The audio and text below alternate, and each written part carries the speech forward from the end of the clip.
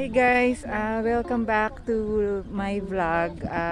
Ang tagal ko pong hindi nakapag-upload kasi hindi ko na alam yung palusot ko. But anyways, ayun po, lately, yan pa rin naman ang ginawa. Wala naman kasi talagang nangyaring kaganapan. So, ganyan pa rin po yung buhay ko dito sa US.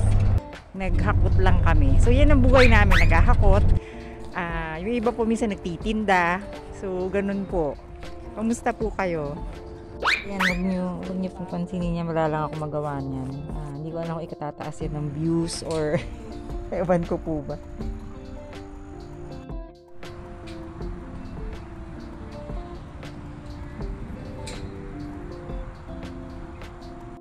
Tapos, yun, kanina lang po take out lang sila ng burger. Tapos, yun po, lately na naman po talaga hindi rin ako kumakain ng fast food kasi makakabuti po yun sa health ko. So, ito po pa rin yung kinakain ko. So, yun po. Started my therapy dito sa Florida. Tapos, so far, positive naman po yung mga na-observe po namin accordingly ha. Pero yeah, yun po.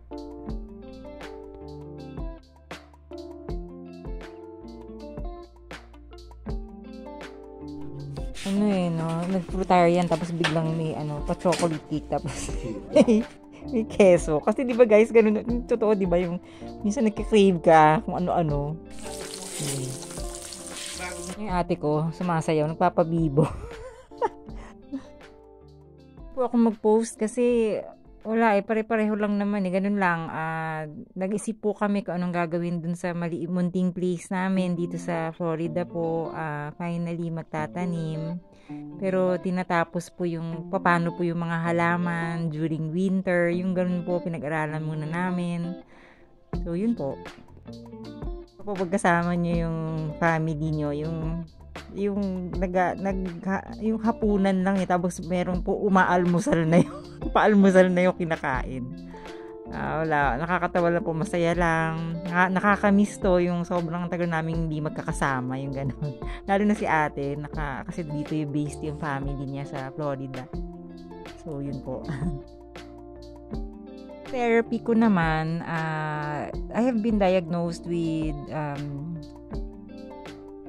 severe anxiety, mild depression, pero meron pa po ako isang tinitake na exam na kung ano po ba talaga ako, kung tao po ba talaga ako o hindi. Ganon.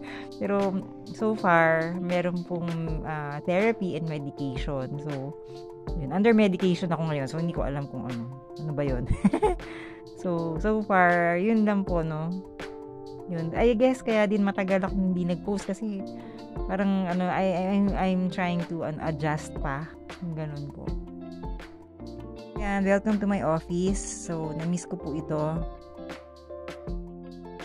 Kung manonotice nyo, hindi ko alam kung makita nyo yung past videos ko. Meron akong black spots sa cheeks ko. So, naglagay ako guys ng L'Oreal na dark spot remover ba yun? Na ina-apply night and day. So, after mo mag-wash, moisturizer lang to yun. So, di ba nga kasi pati yung plant-based na routine ko. Natatandaan nyo yun. Kung pinanood nyo pa ibang kong video, sa kakatawa yun.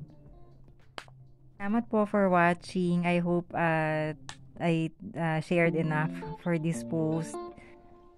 Ingat po kayo. Again, this is Carmina. Continue to subscribe, like, share, and hit the notification bell for my updated videos. Tama ba yung English ko? Ewan ko, basta.